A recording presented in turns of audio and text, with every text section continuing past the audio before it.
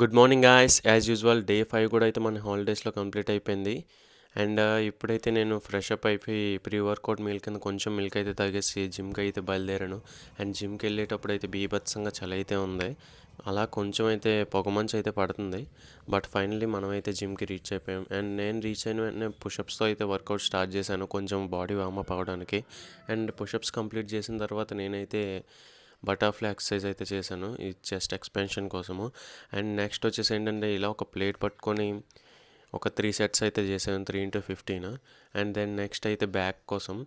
So ఇలా ఒకటి కాదు రెండు కాదు ఒక 5 to 6 ఎక్సర్సైజ్ మొత్తం అన్నీ జిమ్లో ఏమున్నాయో అవన్నీ ట్రై చేశాను కొత్త కదా.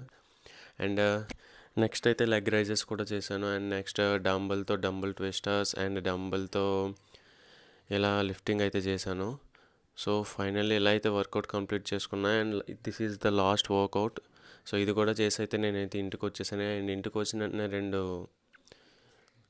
ఉండలు తినేసి అమ్మ ఈలోపు సేమియా చేస్తే అది కూడా తినేసాం అనమాట. అండ్ అది తినేసి బ్రేక్ఫాస్ట్గా మనమైతే పెరుగన్నం తినేసాము. అండ్ ఇలా అవుతూనే ఉండగా మనకైతే ఈవినింగ్ అయితే అయింది. అండ్ ఈవినింగ్ కూడా అలా కొంచెం బయటకు వచ్చేసి జిమ్కి వెళ్దామని రెడీ అయ్యాము. బట్ ఈలోపు మనకైతే గేట్ వేసాడు. అండ్ జిమ్కి అయితే నేనైతే నియర్లీ 5కి అయితే వచ్చాను. బట్ అక్కడ ఒక్కరు మాత్రమే ఉన్నారు.